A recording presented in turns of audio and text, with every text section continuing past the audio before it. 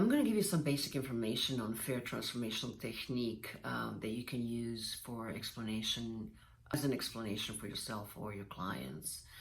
So fair transformation technique is interpersonal self-help psychotherapeutic method, and it's designed to eliminate emotional baggage, what we call suppressed emotions, basically through the integration of energy and emotional charge from trauma, past negative experiences, anxieties, fears, phobias, resistances, compulsiveness of any type, weaknesses, panic attacks, jealousies, aggressions, any unwanted internal psychological stresses or emotional problems, including negative thoughts and feelings or unpleasant psychological sensations, or even devastating decisions from the past or other contexts that have significant impact into your life.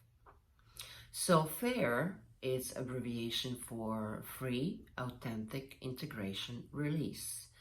Method is easy, very easy, practical, and dignified, without any cathartic states or large outbursts of emotions. It's confidential, so the client may decide not to reveal the topic of a problem which is going to be solved, and can be applied by anybody who follows the instructions of the workshops and webinar. So this technique is basically used for long-term problems, but also for the emergency interventions, such as if you're going through a stressful, uncomfortable situation, or even if you're stuck in traffic and you're feeling frustration because you're stuck in traffic, or because somebody didn't treat you properly the way you want to be treated, or whatever. This technique can also be applied to reveal the pain as well. So we know that every thought and emotion has its own purpose. When we suppress certain emotions, we basically reject its purpose. For example, if we deny our fear, then we may not have a complete access to energy that fear connects us with, or no, we have entirely aware of dangers that set the energy of fear in motion.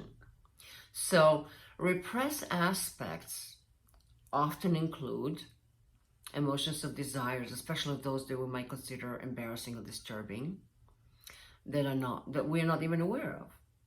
And that means that we have taken on difficult, unpleasant emotions that we are not comfortable with. Mostly, those are the emotions that we suppress most of the time when we were children, in our childhood. And we have hidden it on our unconscious to such an extent that we are no longer aware that we have it at all. And repression causes what? Emotional stiffness. When we know that we have a feeling that we don't want to feel, we basically consciously try to avoid it, and that's literally suppression. We suppress by intellectually denying the reality of an emotion, and we are desensitizing our awareness of the moment and pressure of that emotional energy within us. But here's the most important part. The degree to which we suppress one emotional or sensation, it's exactly the degree to which we suppress all contrasting ones. Yep. For example, if you reject the feeling of fear and anger, then you lose the ability to fully, truly feel love and contentment or peace. When we integrate sorrow, then and only then we have a chance to experience true joy. When we integrate aggression, then we have ability to experience true peace. When we integrate anger, then we have the ability to experience true happiness, and so on. So as long as we suppress something, that something will persevere. Whatever you resist persists. And it's this aspect that creates uncomfortable situations in our lives, not other people as we think, because other people are just our own mirrors. You see, we cannot play our own conscious game by ourselves. We need players. But suppressed emotion creates circumstances, but because we don't see the emotion, we can only see people, we blame other people and not the emotions. That's the trick. But actually, it's the other people are just our own mirrors. And with this technique, you're going to understand that, and you're going to experience it fully, because you will get a point of view of that other person that's involved in a problem, and you will understand that whatever that other person is feeling is basically yours. And then we accept every emotion, both the so-called positive and negative, because we all have yin and yang within us. There's good and bad in all of us, both beautiful and ugly. Everything is already within us. That's called whole, completeness, wholeness. And generally speaking, it's simply impossible to see ourselves through our own eyes, except in a mirror. Other people are just our mirrors, because in order for you to play your unconscious game, you do need the players. You need other people to whom we can see our repressed, suppressed issues that are invisible to us when we're analyzing ourselves, but we can easily see them in others. A lot of people know that droplets are part of the ocean. A few people are really aware of the power of ocean. It's in each drop. God, universe, conscious, call it any way you want. It's everywhere. It's in each body. In each body. Or avatar, whatever you call this. And there's nothing beyond that. It is complete. You had internal and infinite timeless space, multiverse, and multi-time to play all these games with yourself through different expressions. Those different expressions are what we call different people, avatars, different bodies, through you and me, through every living thing. Because one is expressed into duality, to play these games of duality, of separation, while in reality, that yin and yang are what? They're inseparable. They always have been. It's just that consciousness has infinite number of points, because every identification, let's say Tatiana, yeah, so me through Tatiana overlooking her perception or whatever this is. So I'm having a point of view, goal, and perception that all the filters goes through. So that's one point of view. Second point of view is Mark, Ben, Bill, whatever. It doesn't matter. It's infinite number of points of view participating with each other in the same parallel time. Thinking it's an illusion. Having an illusion that we are separate from one another, but in reality, it's me talking to myself through you. It's you talking to yourself through me. It's so simple. Through this technique, you're going to understand that everything that's happening in your reality comes from within your emotions. So you will realize that all the emotions, good and bad, obvious or repressed, everything is within us. And everything that happens to us is precisely the product of internal discord. So using the fear transformational technique, you can integrate the repressed emotions into the wholeness without bypassing, without hiding, without repressing. And once they're integrated into unity of themselves, to wholeness, our thoughts and emotions are no longer controlled, and they're no longer compulsive and impulsive. So energy that has been stuck there in resistance and repression is going to be released, and love and joy can finally be fully experienced. Until that moment, we are way too busy dealing with repression, rejections, judgments, condemnations, or whatever, on ourselves and others, both.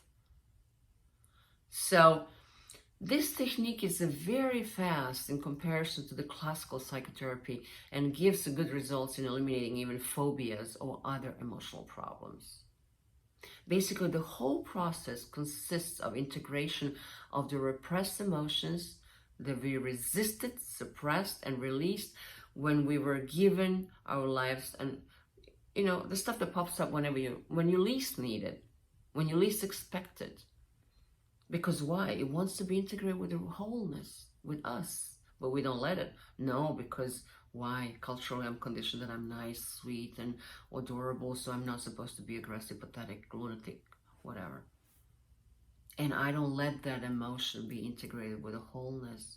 I'm ignoring that emotion because I don't want to be associated with that emotion.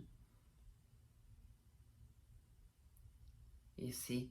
Because that one aspect of us is stuck on the reference point of a child, while the rest of us continue evaluation And that one aspect will keep continuing and creating circumstances in our lives that are always dramatic and traumatic in nature.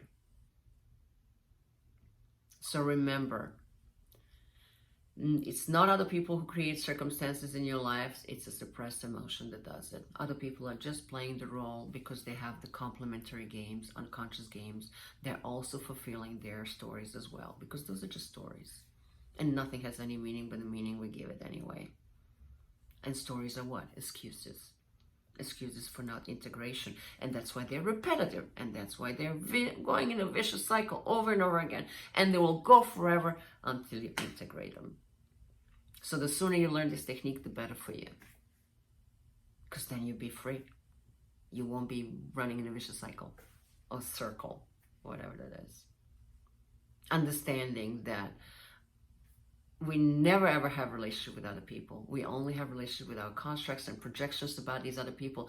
So once we change our construct and projections about these other people, our relationship changes, transforms completely, and others are here just to keep us aware of what is within ourselves that needs to be changed. Because in others, we can only see our own qualities and our own flaws. Other people are just our own mirrors. We then realize that drama, it's actually created by repressed emotions, but we don't see the emotions, so that's why we blame other people. But in order to continue the evaluation, it's necessary to integrate these emotions with the wholeness, with the rest of the whole. Here's an example. Let's say you're 3 years old. And let's say something happens, like you're playing with your toys, your big brother or sister jumps in the house, upset, mad, angry, whatever. They come in and they're storming and they tore all your Legos or whatever, your toys on the floor, tearing everything down, being so upset that you don't want to do or say anything, because you know if you say something in that moment or react, which is natural reaction, to the things that all your toys are now on the floor, there's something you've been playing for hours, now it's ruined. So instead of you reacting, you decide to hold it within yourself, because if you say something, you might actually get beaten up by your older brother, sister, or whoever, sibling, or even parents. It doesn't matter. It's just a story. And because we are culturally taught that we must conform to the expectations of others to be nice, behave well, be good, whatever, it doesn't matter. God forbid that you authentically express your fears, anger, rage, or whatever. So you experienced something bad and then you suppressed it because you were afraid of consequences afterwards. And that emotion is stuck on the level of a 3-year-old. You continue evaluation, but that emotion is suppressed somewhere under the rug, as we say, and it lives there for the rest of your life on the reference point of a 3-year-old until you chose that moment and you integrate it, or through some other situation you integrate that emotion. But that emotion of not being enough, not deserving, I'm not allowed to be angry, whatever, I don't belong, whatever message that is, or emotion. Until you integrate it, it will keep repeating stories over and over and over again until it's completely integrated. And that's what it is. Because that undesirable emotion is going to be part of us for the rest of our lives until we integrate it. And that's why it's important to have these techniques. But also know that you cannot experience good without the bad. You cannot experience beautiful without the ugly. That's the polarities. They're one. There's nothing that's negative that can exist without a positive, and vice versa. Because in essence, they're in duality. They're what? One coin with two sides. It's a wholeness, completeness. Sadly, most people settle with living a half life, like law of attraction, you know. I'm only going to be positive. Not really. It's impossible. Most people who live that positive, when they hit the floor, you can't get them up for a long time from the floor. Because most people are stuck playing their unconscious game, wasting both time and energy until the day they realize that and resolve the main unconscious game and understand that everything comes from inside out. One cannot exist without the others, and everything is connected. Everything is one, a whole.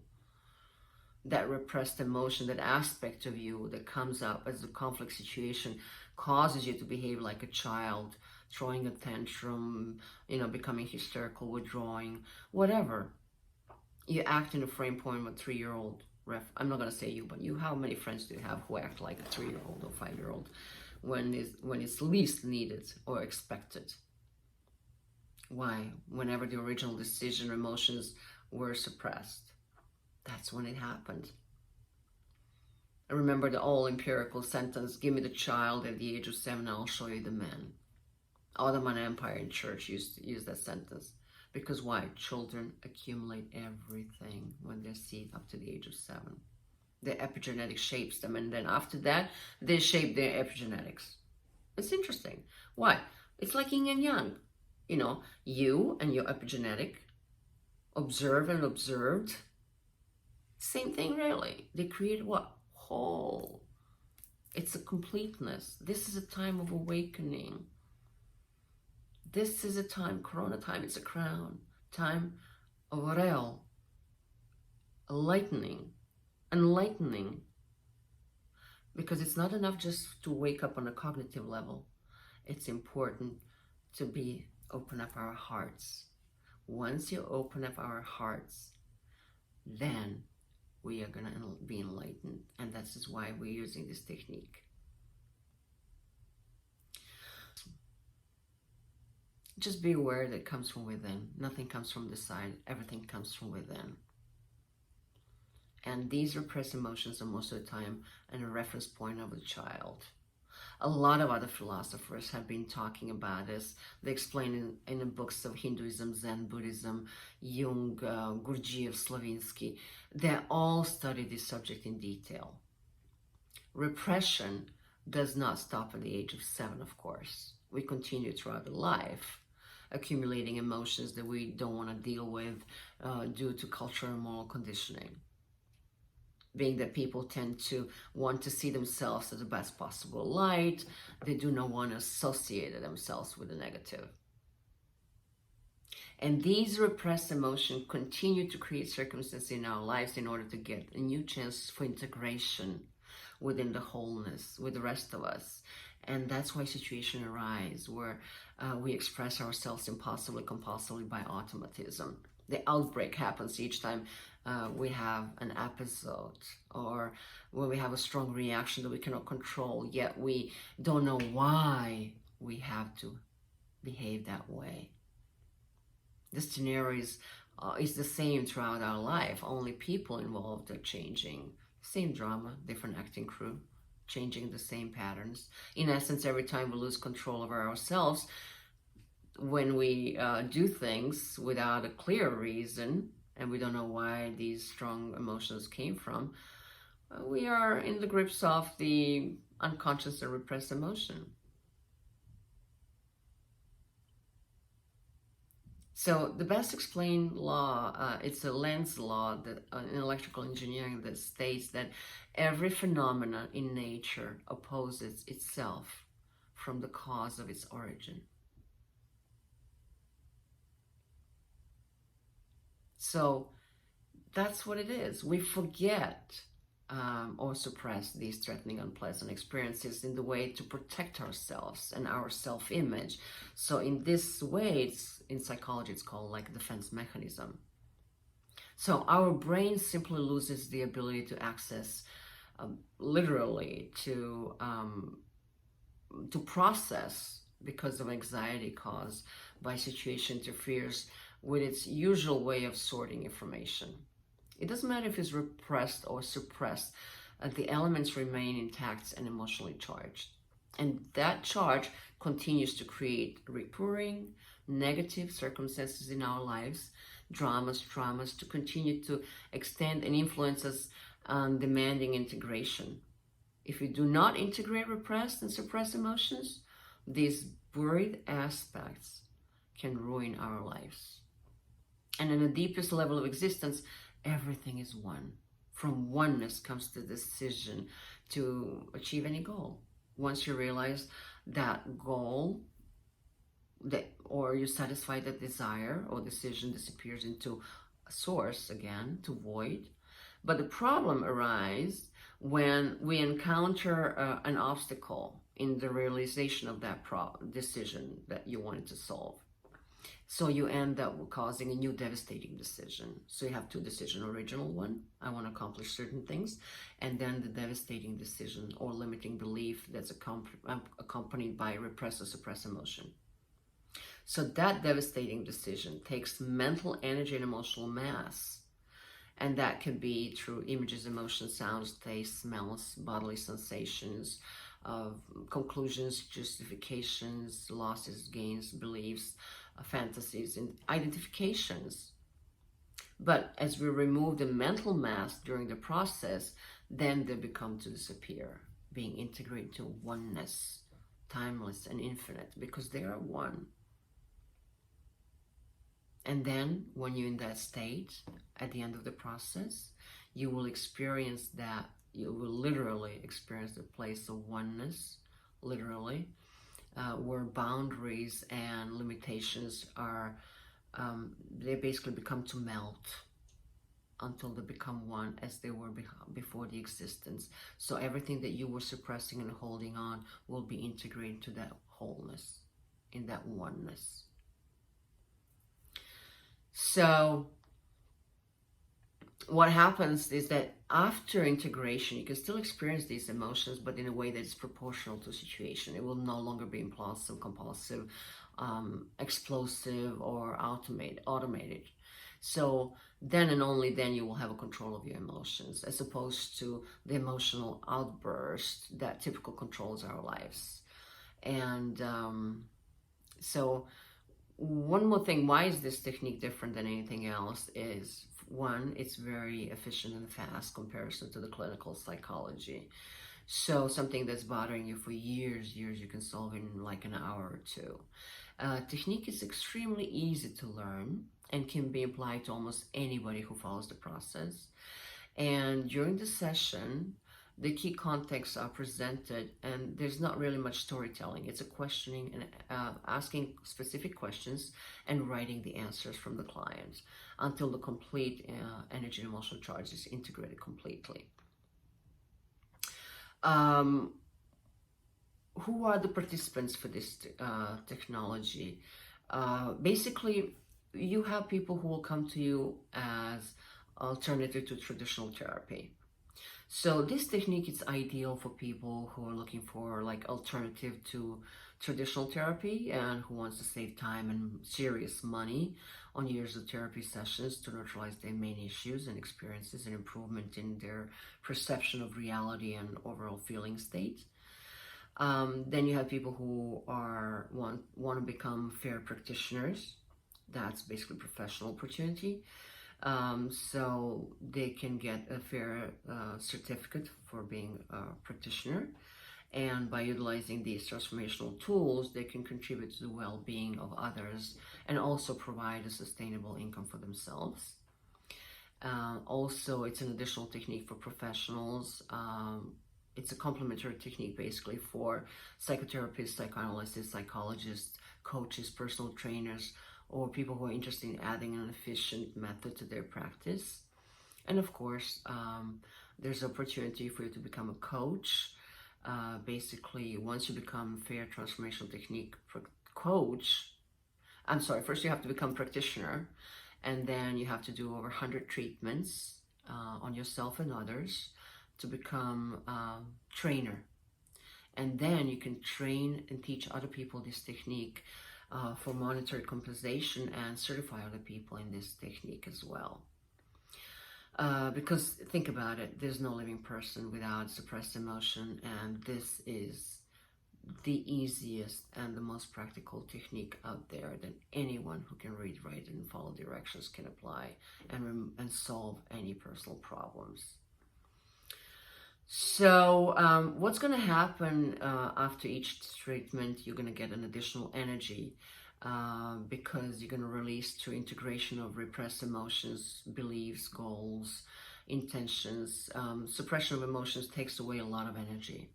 So chronic fatigue or obsession with external stimulus like supplements are largely the results of this repression. And repression also consumes a lot of energy. So the effort invested in keeping the suppressed content in unconscious mind is like effort of keeping a floating object underwater. Basically, the additional energy that's restrained that energetic charge of the original repressed elements. So when the repressed material is released, then we can experience the memory of lightness and freedom and strength, because the energy we expanded throughout the effort to suppress is now available to be used for something positive. So I'm going to explain the difference between suppression and repression.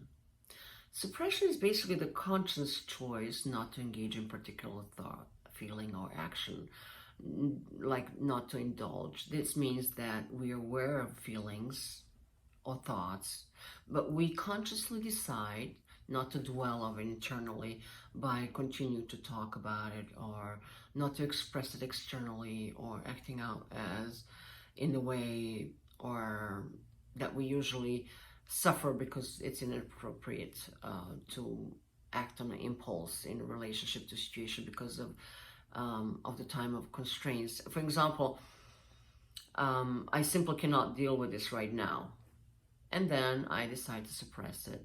And it's useful psychological mechanism that allows me to concentrate on a task without interfering from an impulse that arises. So I acknowledge the impulse and accept the presence and the fact that it could reappear again for a new opportunity. It's reconcile or suppress once again. While repression is similar to suppression. So just to complete the suppression, let's say something happens to me and I decide, let's say I have an argument with somebody and I'm going to a business meeting.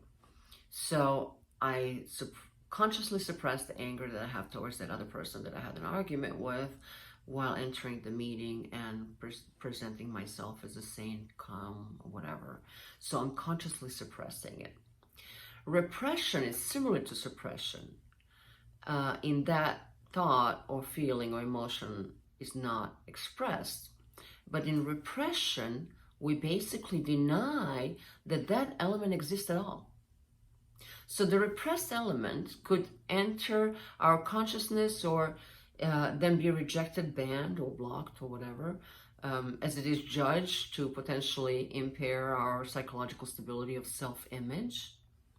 So obviously both stability and self-confidence are illusionary, as they're based on rejecting the reality of our own thoughts, feelings, and emotions, although repression is generally considered as a destructive act, and it's called defense mechanism because it defends us from psychological, mental material, which could be dangerous if we don't have enough ego strength or psychological skills to manage it at a time.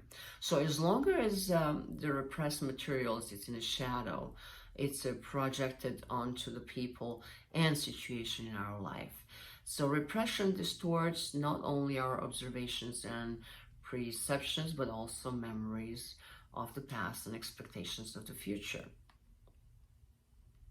So another thing that's very beneficial for this technique, and that's integration of a Jungian shadow. As Carl Jung stated, the man cannot be aware or experience his light until he's aware of his darkness. So the sole purpose of human existence is to kindle the light in a darkness of a mere being.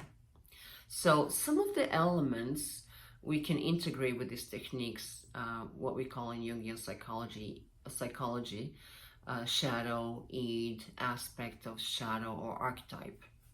The unconscious aspects of our personality, which is a conscious ego, does not identify with itself, or totality of unconscious that man is not fully aware of. So we ignore the shadows because they make us afraid, angry, or ashamed. But if you ignore the dark side of your personality, they will come to the surface of an unhealthy way through self-sabotage, like alcohol, drugs, smoking, watching porn, desperately needing success, and all other ways that we try to escape the reality or our true self. So the truth is that most of our time we try to escape ourselves. So we try to hide the parts we don't like, and we wonder why don't never feel fulfilled, or why we never feel really joyful. And that's because the shadow controls much of our behaviors. Because a person tends to reject or remain ignorant to the least desirable aspect of one's personality, the shadow is largely received as a negative. There are, however, positive aspects that can remain hidden in someone's shadow. To know ourselves, we must accept our shadow side. Maybe you are full of suppressed anger towards a member of your family because in some childhood event, whatever, when you were 3 years old, without even being aware of it. The shadow is experienced on its own, as its own entity, anchored into unconscious. So the dark spectrum we all possesses, one that is too intimidating or even mustered to courage to face. So the shadow personifies everything that the subject refuses to admit about themselves. So according to Jung, the shadow instinctively and irrationally is prone to psychological projection in which personal inferiority is perceived or recognized, or someone else's moral defect. So we can see in others clearly things, but we have a problem seeing the same within ourselves. But once we ask ourselves, how do I feel about this? Then we can define the problem and solve it within ourselves. And then we can release energy and emotional charge from it.